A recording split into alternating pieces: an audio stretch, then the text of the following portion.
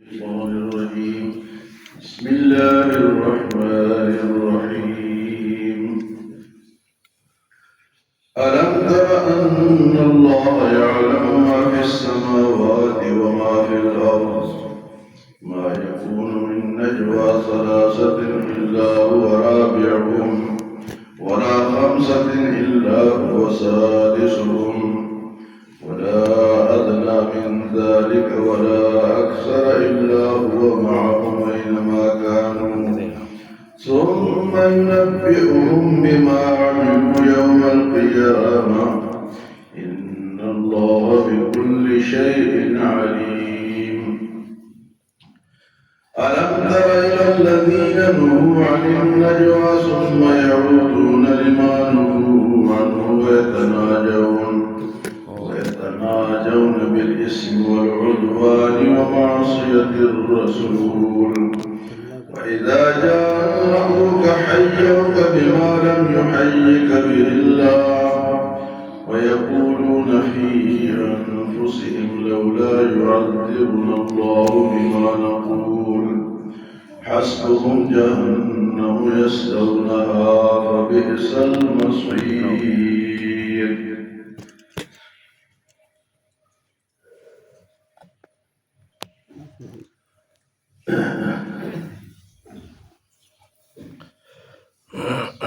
گزشتہ درس میں مسئلہ اظہار کا بیان تھا.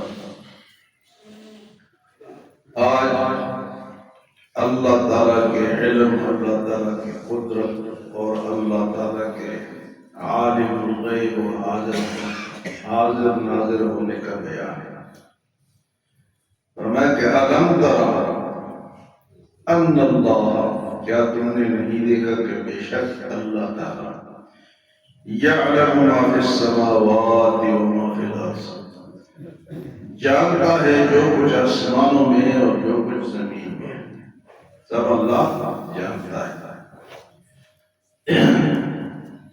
یعنی اللہ تعالیٰ کا جو علم ہے اس کو علم محیط کہتے ہیں، یعنی اس کے علم سے کوئی چیز باہر نہیں ہے. اللہ کے سوا کسی کے پاس اتنا علم نہیں ہے. نبیوں کو اللہ پاک نے سب سے زیادہ علم دیا، پھر ملوک کو سب سے زیادہ علم دیا، لیکن علم کل یا علم محیط یہ صرف اللہ تعالیٰ. سارا علم اللہ کے سوا، اس کو علم غیب بھی کہتے ہیں، غیب کی باتیں جہاں جہاں بھی وہ سب اللہ جانتا ہے اور کوئی نہیں جانتا.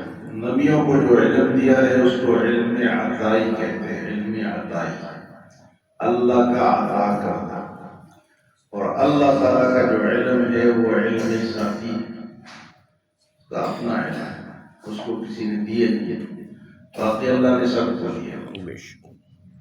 لیکن اللہ کا جو علم ہے اس میں کوئی حد نہیں، کوئی شمار نہیں. اللہ فرماتے علم تر ان اللہ یعلم ما فی السماوات و ما فی الارض، کہ بے شک اللہ تعالیٰ جانتا ہے جو کچھ آسمانوں میں ہے اور جو زمین میں ہے. فرمائے ما یکون من نجوى ثلاثة الا هو رابعهم، تم میں سے کوئی تین آدمی موجود ہو تو چوتھا اللہ ہوتا ہے.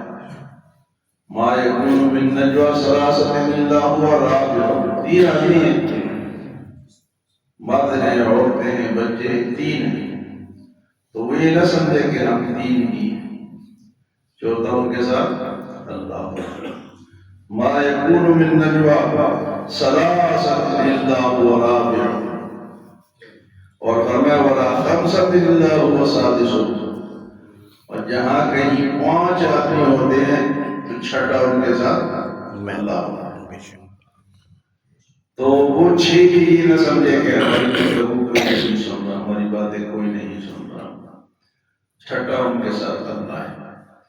پھر فرمایا ولا ادنى من ذلك ولا اکثر الا هو معهم، تم اس سے چھوڑے ہو یا اس سے زیادہ، یعنی 2 آدمی ہو یا 10 ہو یا ہزاروں ہو، وہ تمہارے ساتھ.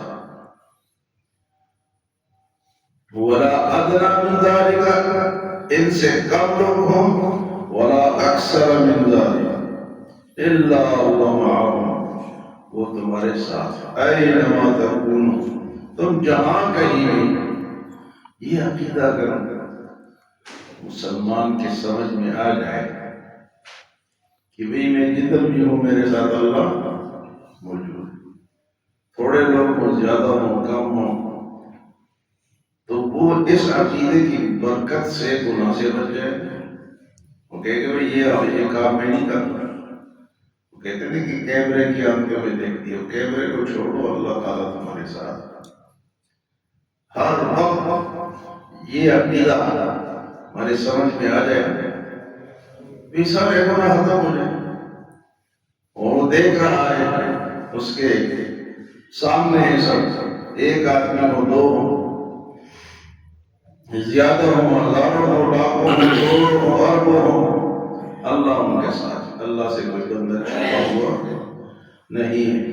فرمایا ثم ينبئهم بما عملوا يوم القیامہ، پھر وہ قیامت کے دن تمہیں بتائے گا کہ تم کیا کیا کرتے رہے گا۔ ساری کرتوت وہ گن رہا ہے، اس کے پاس لکھا جا رہا ہے۔ ثم ينبئهم بما عملوا يوم القیامہ، قیامت کے دن پھر وہ تمہیں بتائے گا کہ تم کیا عمل کرتے رہو۔ ان اللہ بكل شیء علیم، بے شک اللہ تعالیٰ ہر چیز کو جاننے والا ہے، بے شک اللہ تعالیٰ ہر چیز کو، ان اللہ بكل شیء علیم۔ اب حضور صلی اللہ علیہ وسلم جب مکہ میں تھے تو صرف کافروں سے واسطہ تھا، جب مدینے میں آئے تو یہودیوں اور منافقین سے بھی واسطہ پڑ گیا، یعنی کچھ لوگ تو یہودی تھے اور کچھ بظاہر ایمان لائے جن کو منافقین کہا جاتا ہے۔ منافق دھرتی کا بدترین انسان ہوتا ہے، آج بھی موجود ہے، آج بھی موجود۔ منافق ختم نہیں ہوں گے، منافقت چلتی رہے گی، آج بھی منافق موجود ہے۔ تو حضور صلی اللہ علیہ وسلم کے دور میں بھی تھے، بظاہر وہ نماز پڑھتے تھے، پہلی صف میں بیٹھتے تھے، ہاں جی، شریعت کے حوالے سے بالکل یاد پڑا، نیک آدمی ہے، زبردست آدمی، اندر سے وہ منافق ہوتا۔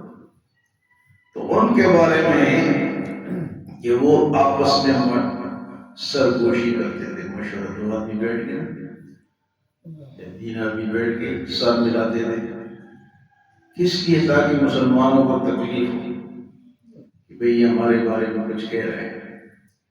تو اللہ نے منع کر دیا کہ یہ کام نہ کرو، سرگوشی نہ کرو۔ تو یہ اب بھی حکم ہے کہ جہاں تین آدمی ہوں تو دو آپس میں سر نہ ملائیں، تیسرا کہے گا یار یہ کیا میرے خلاف کر رہے ہیں۔ تو اس وقت بھی اللہ نے منع کر دیا کہ مسلمان سارے موجود ہوں تو سرگوشی نہ کریں، لیکن وہ تو کرتے ہی اس لیے تھے کہ مسلمانوں کو تکلیف ہو۔ تو فرمایا کہ أَلَمْ تَرَ إِلَى الَّذِينَ نُهُوا عَنِ النَّجْوَىٰ، کیا تم نے ان لوگوں کو نہیں دیکھا جن کو سرگوشی سے منع کیا گیا تھا؟ ثُمَّ يَعُودُونَ لِمَا نُهُوا عَنْهُ، لیکن پھر بھی وہی کام کرتے تھے، پھر وہی کام کرتے تھے۔ ایک آدمی کو پتا ہو کہ یہ منع ہے پھر بھی کرے تو وہ بڑا گناہگار ہے۔ ایک کو تو پتہ نہیں بیچارے کو، اور ایک کو پتہ ہے، فرمایا کہ پھر بھی وہ کام کرتے تھے۔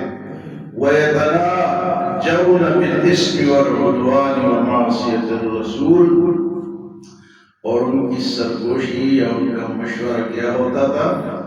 گناہ، یہ گناہ کریں گے، والعدوان، سرکشی اسلام کے خلاف، ومعصیت الرسول، اور حضور کی مخالفت، یہ ان کی سرگوشی یا مشورہ ہوتا تھا۔ گناہ کے کام میں کہ مسلمانوں کے خلاف یہ کریں گے وہ کریں گے، اور دوسرا فرمایا ومعصیت والعدوان، نافرمانی کے بارے میں مشورہ ہے کہ نافرمانی کے راستے کون کون سے، جس طرح آج کل کے دو تین بدماش ملتے ہیں تو پھر وہ کہتے ہیں یار کدھر واردات کرنی ہے آج، بات کہاں جاتی ہے۔ تو یہ اس وقت بھی لوگ اس طرح کرتے تھے۔ اور تیسرا گناہ کا تو معصیت الرسول، رسول کی بھی نافرمانی۔ اور پھر جب حضور صلی اللہ علیہ وسلم کے پاس آتے تھے یہ منافقین، تو منافقین اور یہودیوں نے یہ کام سیکھا ہوا تھا کہ جب حضور کے پاس آتے تو سلام کس طرح کرتے تھے؟ سلام کا تو ایک طریقہ ہے، السلام علیکم، تو جواب کیا ہے؟ وعلیکم السلام۔ تو اگر آپ کہیں السلام علیکم ورحمۃ اللہ وبرکاتہ تو 30 نیکیاں ملیں گی، اور اگر جواب بھی نہیں دیں گے وعلیکم السلام ورحمۃ اللہ وبرکاتہ تو 30 نیکی جواب دینے والے کو ملیں گے۔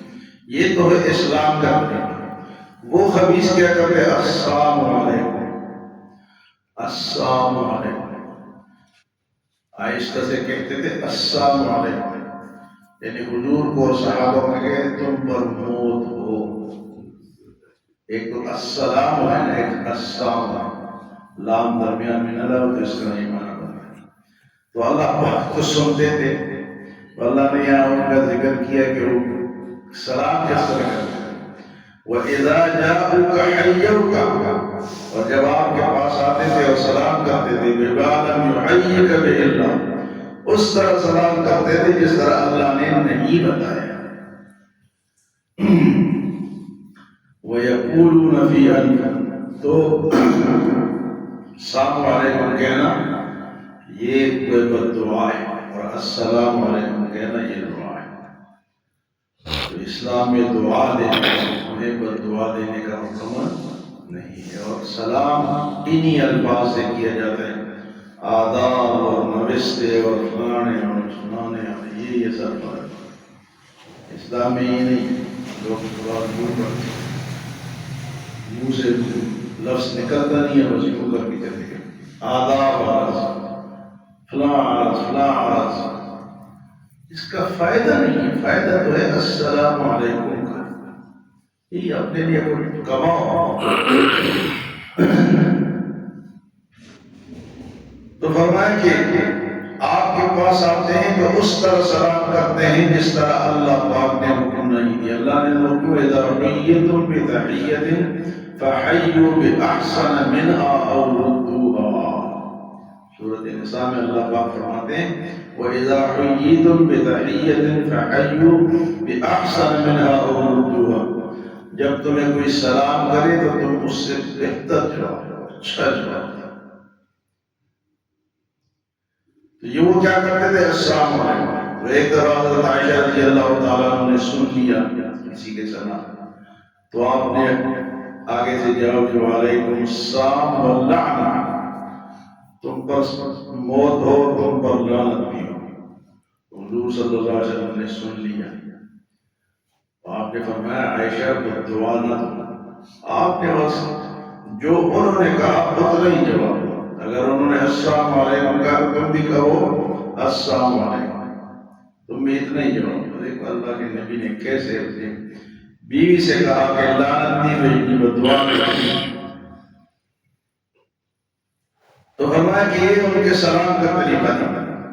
اور جب یہ گناہ کرتے تھے ان سے کوئی پوچھتا تھا کہ بھائی کیوں کرتے ہو، تو آگے سے کیا کہتے ہیں وَيَقُولُونَ فِي أَنفُسِهِمْ لَوْلَا يُعَذِّبُنَا اللَّهُ بِمَا نَقُولُ، اگر ہم اس طرح گناہ کرتے ہیں تو اللہ ہمیں پکڑتا کیوں نہیں؟ اللہ ہمیں پتہ ہے گناہ ہم کرتے ہیں۔ وَيَقُولُونَ فِي أَنفُسِهِمْ، اپنے دل میں کہتے تھے کہ لولا يعذبنا اللہ، اللہ ہمیں عذاب کیوں نہیں دیتا بما نقول، جو ہم کہتے ہیں۔ اچھا یہ بات آج بھی لوگ کرتے ہیں کہ فلاں لوگ اگر غلط ہوتے تو ان کی پکڑ کیوں نہیں ہوتی، کافر اتنے ہیں، فلاں اتنے ہیں، ان کی پکڑ کیوں نہیں ہوتی۔ ایک ویڈیو میں دیکھ رہا تھا، کشتی میں کچھ لوگ جا رہے تھے اور تھے میرے انڈین تھے، ہندو تھے، اور نعرے لگا رہے تھے کہ ہمارا کوئی کچھ بگاڑ نہیں سکتا، یہ سمندر ہے، یہ دریا ہے، آؤ ہمارا کچھ کر سکتے ہو تو کرو، اللہ بھی نہ کر سکتا۔ اتنے میں ایک موج آئی اور کشتی پٹک کے اٹھ گیا، سب غرق ہو گئے۔ ہمیں کون کر سکتا ہے موجود ہے۔ تو وہ یہ کہتے تھے کہ اللہ ہمیں پکڑتا کیوں نہیں ہے؟ تو اللہ نے جواب دیا فرمایا لولا يعذبنا الله بما نقول، کہتے تھے کہ اللہ ہمیں عذاب کیوں نہیں دیتا جو ہم یہ باتیں کرتے ہیں۔ اللہ پاک نے فرمایا حسبهم جہنم یصلونها، تمہارے لیے جہنم کافی ہے، ادھر اگر بچ گئے تو تمہارے لیے جہنم بنائے گا۔ یہاں تو اللہ ڈیل دیتا رہتے، بڑے بڑے خرناٹ اور بدماش قسم کے لوگ جی رہے ہیں، ظالم لوگ، بدماش لوگ، نافرمان لوگ، فرعون قسم کے لوگ، لیکن اللہ فرماتے ہیں حسبهم جہنم، تمہارے لیے جہنم کافی ہے۔ یصلونها، جہاں تم پہنچو گے، اور وہ جہنم کیسی ہے؟ فبئس المصیر، وہ بہت بری جگہ ہے۔ یہاں تم اگر بچ گئے اور یہ کرتے رہے غلطیاں، حسبهم جہنم یصلونها، کتنے جی ہو گئے جہنم کے حوالے ہو گئے۔ تو اس لیے ڈرنا چاہیے، یہ کوئی نہ کہے کہ میں اتنے گناہ کے باوجود بچ کیوں گیا۔ یہ اللہ کی ڈیل ہے، اللہ کی شان ہے، اس کی حکمت ہے، اس نے دنیا اسی لیے بنائی ہے اور آخرت بھی بنائی ہے۔ یہ تو نہیں کہ دنیا میں جی کے بس ختم ہو جاؤ گے، ختم نہیں ہونا۔ ایک دفعہ پیدا ہو گیا پھر ختم نہیں ہونا۔ پھر کیا کہتے ہیں جی انتقال کر کے، فلاں کا انتقال ہو گیا، یہاں سے منتقل ہو گئے، اگلے جہان میں چلا گیا، جان نہیں چھوٹے گی۔ اس لیے مان کے چلو، اللہ کو راضی کر کے چلو، بدماشیاں چھوڑ دو، تاکہ کل ہمارے یہ حسبهم جہنم نہ ہو کہ تمہارے لیے تو جہنم کافی ہے، یصلونها، جس کے تم حوالے ہو گئے، وبئس المصیر، بہت ہی برا ٹھکانہ ہے۔ اللہ ہمیں عمل اور سمجھ کی توفیق عطا فرمائے۔